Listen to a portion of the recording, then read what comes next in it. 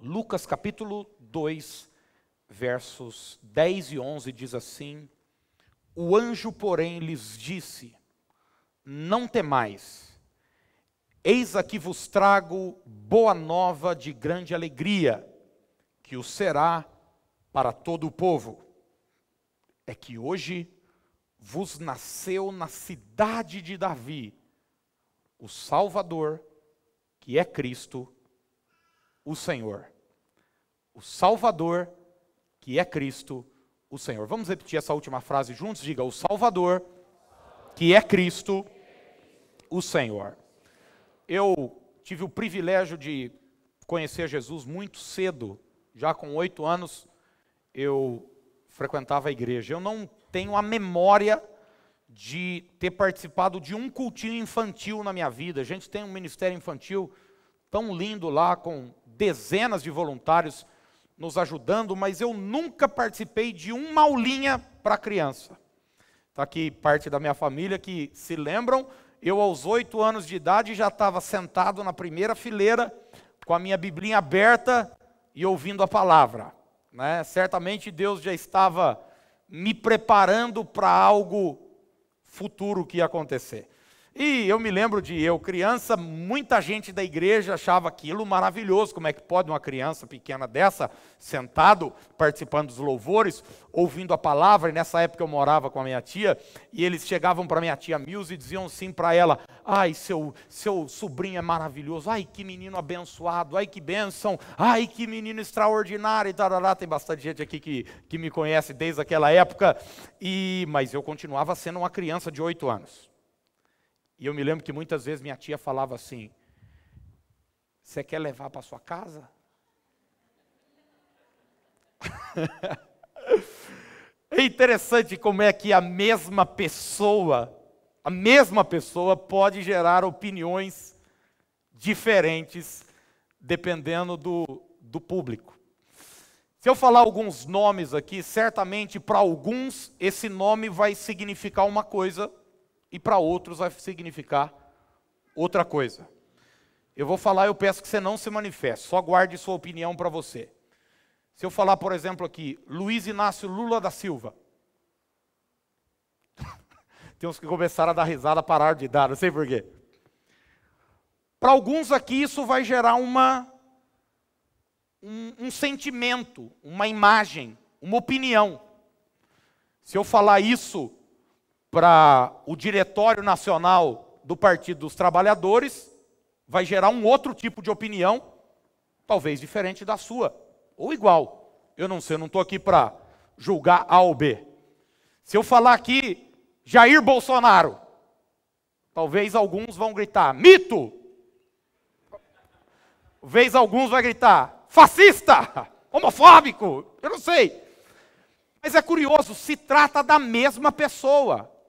Mas a mesma pessoa pode gerar opiniões diferentes. Por que eu estou falando isso? Nós estamos aqui falando de Jesus. E Jesus foi, e é até hoje, o personagem central da história.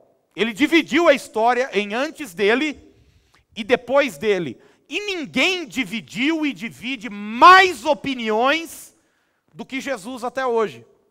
Tanto é que em Mateus 16, Jesus certa vez faz uma pesquisa de opinião pública e pergunta lá para os discípulos: e aí, o que é que estão falando de mim? E eles começam a dizer: estão falando que o senhor é João Batista. Outros falaram Elias, outros falaram Jeremias, outros falaram um dos profetas. E Jesus disse: e vocês? Dizem o quê? Curioso, é a mesma pessoa. Para uns ele é João Batista, para outros ele é Elias, para outros ele é Jeremias, para outros ele é um dos profetas, mas para Pedro ele era o Cristo, o Filho do Deus vivo. Interessante isso. Quando Jesus chega, por exemplo, em Nazaré, cidade que ele foi criada, desde menino, ele nasce em Belém, mas sua família é de Nazaré, por isso ele é conhecido como Nazareno. Ele foi pregar lá, e as pessoas, quando olham Jesus pregar, dizem: espera aí, esse aí não é o filho de José, o carpinteiro? Para os habitantes de Nazaré, Jesus era quem? O filho do carpinteiro. Para os fariseus, ele era alguém que expulsava demônios pelo poder de Beelzebu. Para os habitantes de Cafarnaum, ele era uma outra coisa. Mas eu quero pensar com você hoje, quem era Jesus no céu? O que é que o céu pensava sobre Jesus? Já que é de lá que ele veio, o que é que o céu dizia? Qual era a reputação de Jesus para os seres celestiais? Jesus tinha acabado de nascer aqui. Lucas está narrando o nascimento de Jesus no meio de uma viagem de José e Maria, aquela coisa doida que você lê na Bíblia, não tinha lugar na hospedaria, ele nasce, é colocado numa manjedoura, e a Bíblia diz então que um anjo aparece para os pastores, no campo, à noite, eles estão lá cuidando de suas ovelhas, e de repente os anjos aparecem lá, um anjo na verdade, para dizer que Jesus havia nascido. E o anjo diz que havia nascido Jesus, e ele fala que esse Jesus tem duas características. Ele é Salvador e Senhor. Vamos repetir isso juntos? Diga assim: Salvador e Senhor. Essa mensagem tem 2 pontos simples, diretos, objetivos, mas que tem a ver com a base da nossa fé. E eu penso que nunca foi tão importante nós falarmos a respeito de quem é Jesus como hoje. Porque eu não me impressiono com a igreja estar cheia, com as pessoas estarem chegando, gostarem do culto, acharem a música legal, me elogiarem no final. A minha função não é essa. A minha função aqui é que você entenda de fato quem Ele é. O importante aqui é que Ele seja conhecido. Mas Ele quem? Porque Jesus pode ser um para você, outro para você, outro para você, mas o que o céu fala sobre Ele? A primeira coisa que o anjo diz é que Ele é o Salvador. Você sabe que o pecado entrou no mundo lá no Éden, mas antes do pecado entrar, todos os dias Deus ia até Adão e tinha um tempo de comunhão com ele. Na viração do dia, Deus aparecia ali no jardim e conversava com Adão. Isaías diz que são as nossas iniquidades que fazem separação entre nós e Deus. O nosso pecado. Logo, quando o pecado entra no mundo, o homem é separado, afastado de Deus. Ele precisa de salvação. Ele precisa de um Salvador. E você começa a ler a Escritura, e você vai descobrir que desde lá atrás, desde o Éden, a promessa de salvação estava estabelecida. Deus mesmo disse para a serpente em Gênesis capítulo 3, versículo de número 15, eu porei inimizade entre ti e a mulher, entre a tua descendência e o seu descendente. O seu descendente, no singular, ele fala sobre uma pessoa que faria o quê? Este te ferirá a cabeça. Desde o Gênesis, a promessa de salvação estava declarada. Os profetas como Isaías, que foi o maior profeta messiânico de todos, no capítulo 35, verso 4, a última parte, Isaías coloca esta frase: Ele vem e vos salvará. Vamos repetir isso juntos? Essa é uma verdade preciosa da palavra. Diga: Ele vem e vos salvará. Isso foi há séculos antes de Jesus vir. 2000 anos depois que Ele veio, a gente pode declarar: Ele veio e nos salvou. Zacarias capítulo 9, verso 9. Se você for rápido na Bíblia aí, por favor, pode abrir.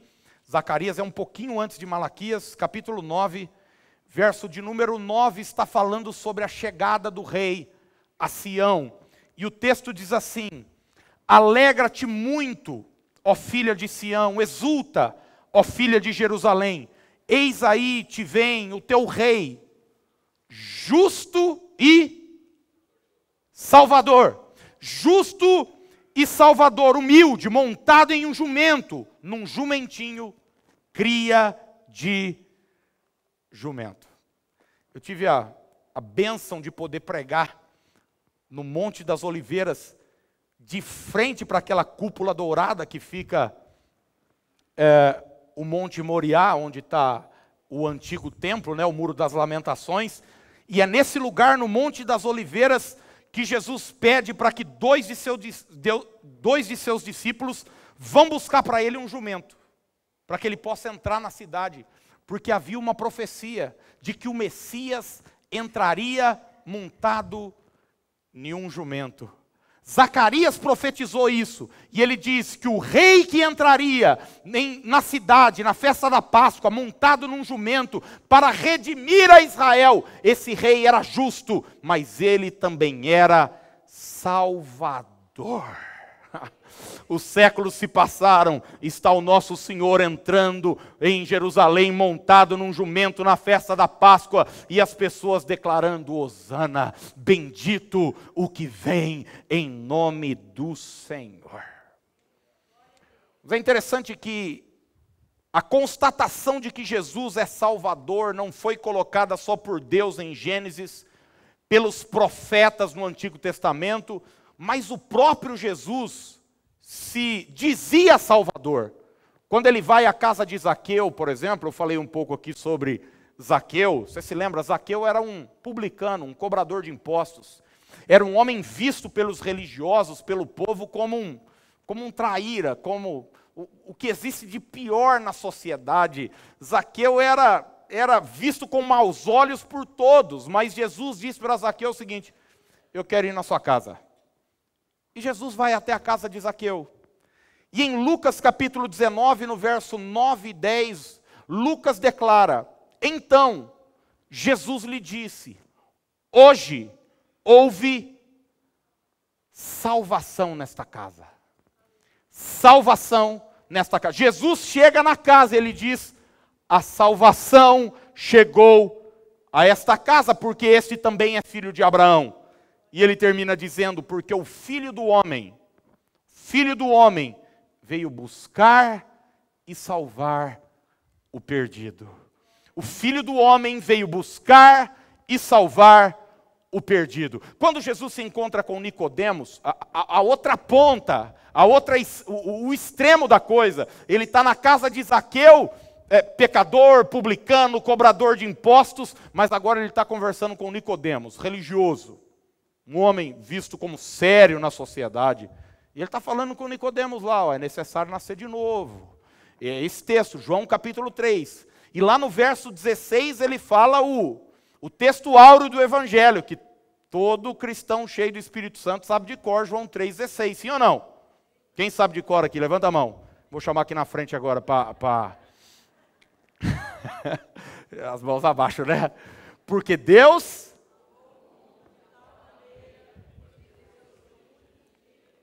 para que todo aquele não pereça. E o verso seguinte, Jesus diz o seguinte para Nicodemos, João 3,17. Porquanto Deus enviou o seu Filho ao mundo. Guarde que isso é uma joia preciosa hoje para nós. Deus enviou o seu Filho ao mundo, não para que julgasse o mundo, mas para que o mundo fosse salvo por ele. Deus enviou o seu Filho ao mundo, não para que julgasse o mundo, não para que condenasse o mundo, mas para que este mundo perdido fosse salvo por ele. É por isso que os religiosos não entendiam Jesus. Porque os religiosos esperavam um Messias juiz, condenador, apontando os erros, apontando o que estava errado. Você se lembra de João 8, quando esses mesmos religiosos pegam a mulher, pegam em flagrante de adultério e a levam até Jesus com pedra nas mãos e diz: a lei manda matar. E qual é a sua opinião? O que é que a gente faz com ela? Jesus então começa a escrever na areia e diz: aquele que estiver sem pecado, que atire a primeira pedra. E a Bíblia diz que do mais velho até o mais moço, todos foram embora. Jesus vira-se para a mulher então e diz, onde estão os teus acusadores? Ninguém te condenou? O que é que Jesus termina dizendo? Eu também não te condeno. Jesus não veio para condenar, Jesus veio para salvar. Ele diz, vai e não peques mais. Os discípulos, quando começaram a pregar, assim como Deus no Éden, assim como os profetas no Antigo Testamento e assim como o próprio Jesus nos Evangelhos, também apresentaram Jesus como Salvador. Olha o que diz Atos 5, 29. Se for rápido aí, quinto livro do Novo Testamento. Mateus, Marcos, Lucas, João, Atos 5, verso 29. O texto diz assim, é a defesa do apóstolo Pedro. Ele está diante de um tribunal. Pedro diz assim, 5:29, então Pedro e os demais apóstolos afirmaram, antes importa obedecer a Deus do que aos homens. O Deus de nossos pais ressuscitou a Jesus, a quem vós matastes, pendurando-o no madeiro. Deus, porém, com a sua destra, o exaltou a príncipe e salvador. A príncipe e salvador, a fim de conceder a Israel o arrependimento e a remissão de pecados. Ora, nós somos testemunhas destes fatos. Eu gosto que Atos dos Apóstolos, Pedro está falando não de uma coisa que contaram para ele, Pedro está falando não de uma informação que chegou para ele presenciou os fatos, ele viu Jesus salvando as pessoas, Deus o exaltou a príncipe e salvador. Quando o apóstolo Paulo, anos depois, já convertido, é preso e está na prisão em Atos 16 com Paulo e Silas, aquele texto maravilhoso, à meia-noite eles começam a cantar louvores, lembra? Um terremoto acontece, as portas se abrem, os grilhões são quebrados, porque existe poder na adoração. A Bíblia diz então que o carcereiro entra em pânico. Fala, vai todo mundo embora e agora eu estou perdido. E ele pega numa espada para se matar. Paulo vai, o acalma, diz, não, todos nós estamos aqui. E Paulo começa a evangelizar aquele homem. E ele termina no verso 31 dizendo para ele, olha, crê no Senhor Jesus e será salvo, tu e a tua casa. Ele está dizendo, Jesus veio salvar. Se você crer em Jesus, você e a sua família, você e a sua casa obterão salvação. E finalmente Paulo, nas suas cartas em Tessalonicenses 5:9, diz o seguinte, porque Deus não nos destinou para a sua ira, mas para alcançar a salvação mediante nosso Senhor Jesus Cristo. Para alcançar a salvação mediante Jesus. A salvação é através de Jesus. Eu não preciso gastar tempo dizendo que você e eu precisamos ser salvos. Você sabe disso. Nós temos uma inclinação natural para o pecado. Nós nascemos em pecado. Davi disse isso, em pecado a minha mãe me gerou. O apóstolo Paulo testificou isso lá em Romanos 3. Todos pecaram e carecem, precisam de Deus, da glória de Deus. Mas a questão não é essa, irmão, se nós precisamos ou não de salvação. A questão é como nós estamos buscando a salvação. Eu estou dizendo isso porque eu conheço muita gente que tem a consciência que precisa de salvação, mas acha que obterá salvação, por exemplo, através de boas obras. Conhece gente assim? Ele acha que o que vai limpar a barra dele é dar um colchão velho para o lar dos velhinhos, uma caixa de leite para o lar Betel, um fogão para a casa do bom menino, uma cesta básica para um vizinho que está precisando. Deixa eu falar uma coisa, continue dando colchão para a casa do bom menino, continue dando leite para o lar Betel, continue dando fogão para quem precisa, mas isso aí não limpa a sua barra nem a minha. A salvação não é obtida pelo bem que nós fazemos. A salvação é obtida pelo bem que Ele fez. Não somos salvos, Tiago diz, pelas boas obras. Somos salvos para as boas obras. É o inverso. É diferente. Eu já vi pessoas dizer, não, eu sou uma boa pessoa. Eu não mato e não roubo. Quer dizer, eu não sou assassino e nem ladrão. Logo, minha barra está limpa. Eu vou morar no céu. Eu estou salvo. Eu tenho a vida eterna. Há pessoas que acham que podem ser salvos por causa de justiça própria. E essas são as mais difíceis de se renderem à graça de Deus. Porque são boas. São pessoas honestas. São pessoas corretas. E devem ser honestas. E devem ser corretas. Mas não é por causa disso que nós somos salvos. Paulo diz aos Gálatas, pela graça sois salvos, mediante a fé. Isto não vem de vós, é dom de Deus.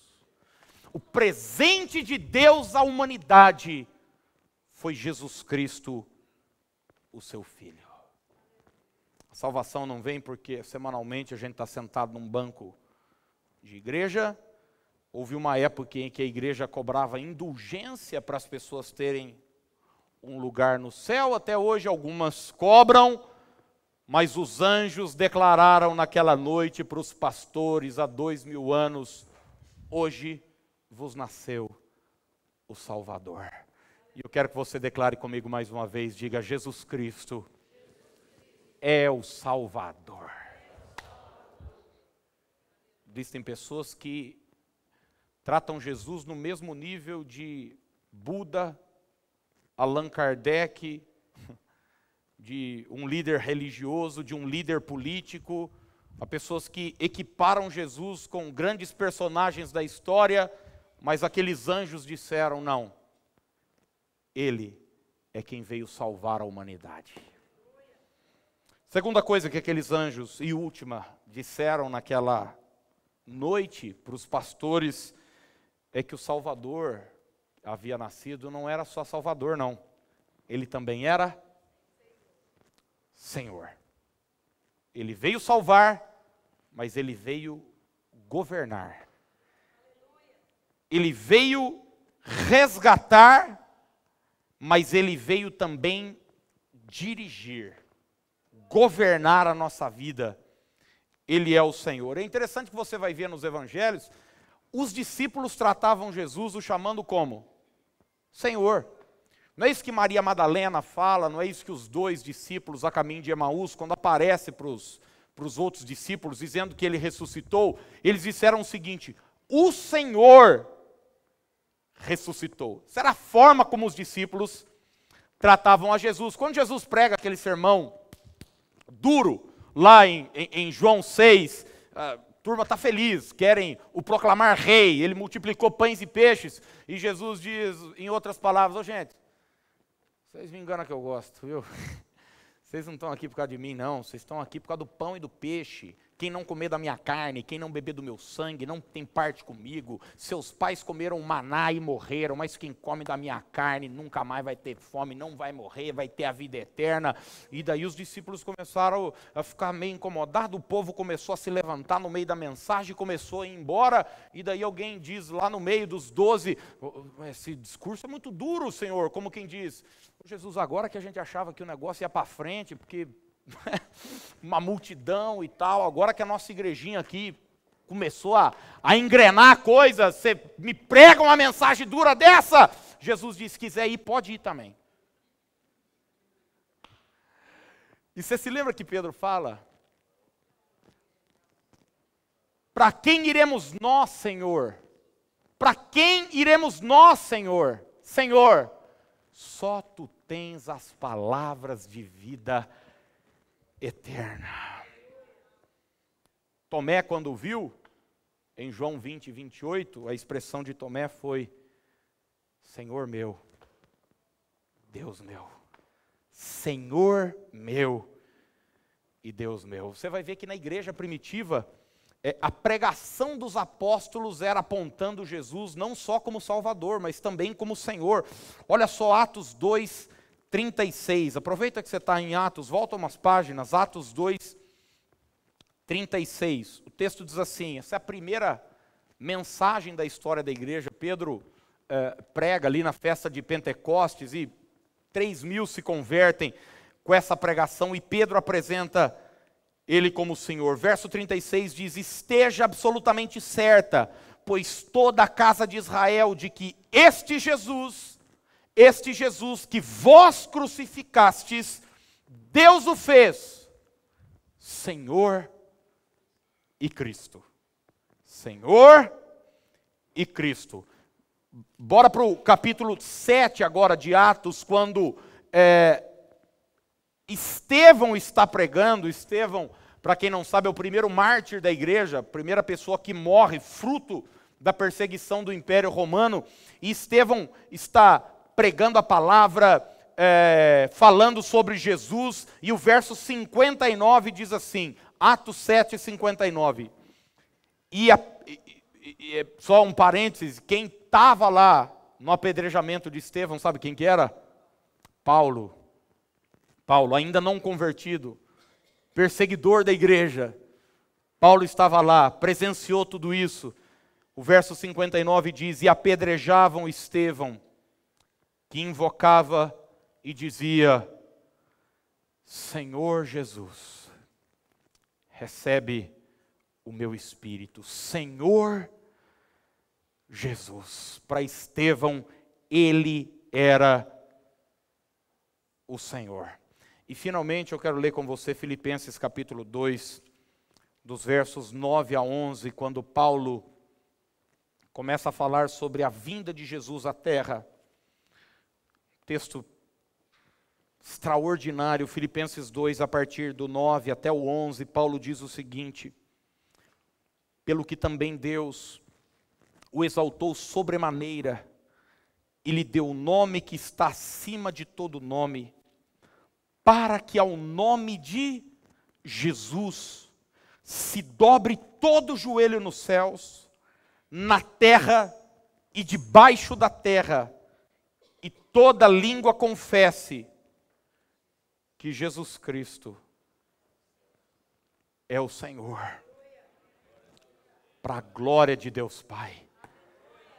Deus o exaltou para que todo joelho se dobre, para que toda língua confesse que Jesus Cristo não só é Salvador, mas Ele também é Senhor. Sabe, gente, muitas pessoas não têm dificuldade de recebê-lo como Salvador. Afinal de contas, elas olham para si e dizem, se eu não tiver um Salvador, eu tô frito mesmo na eternidade.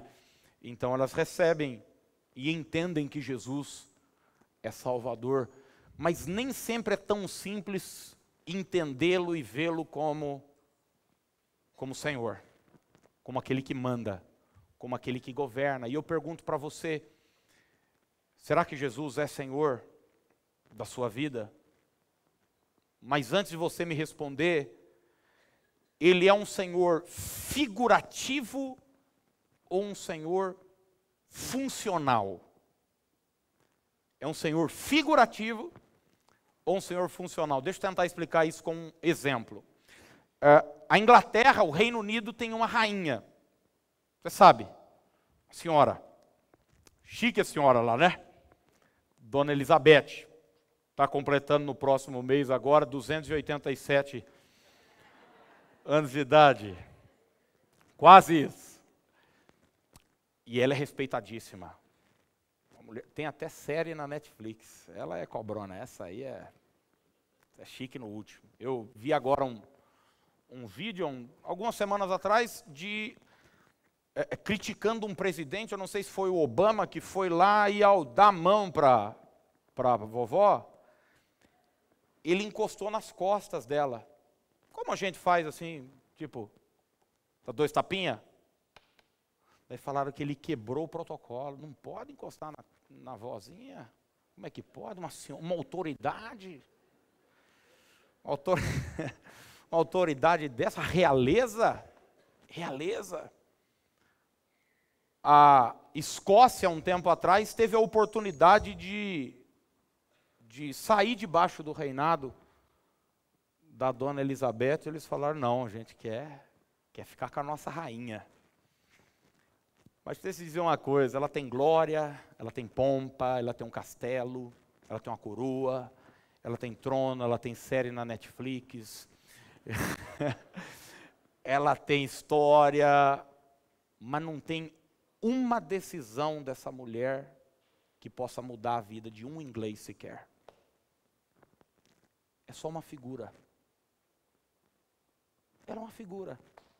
As pessoas olham para ela, respeitam ela, gostam dela, ela deve dar, a família dela dá um gasto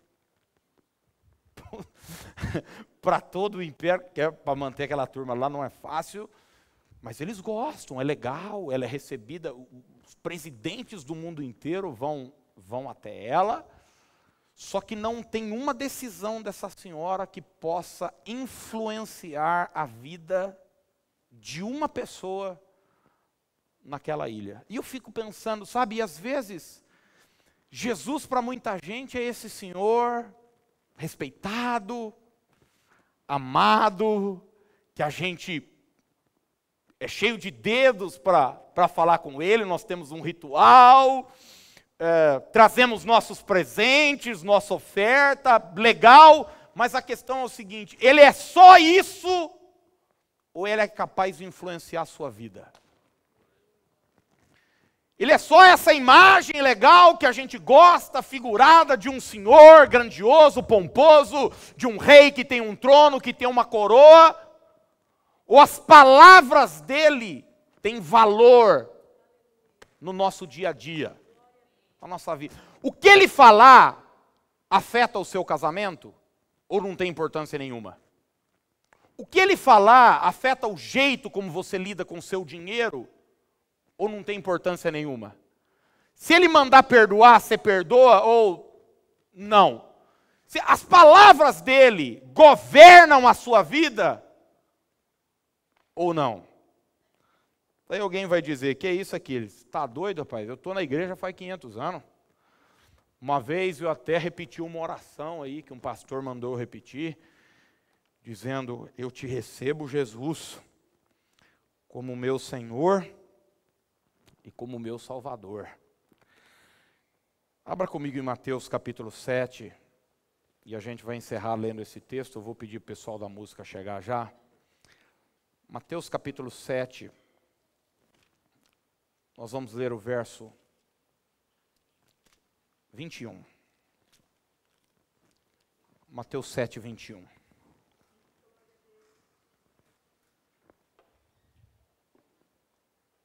Nós vamos ler a partir do 20. Mateus 7, 20.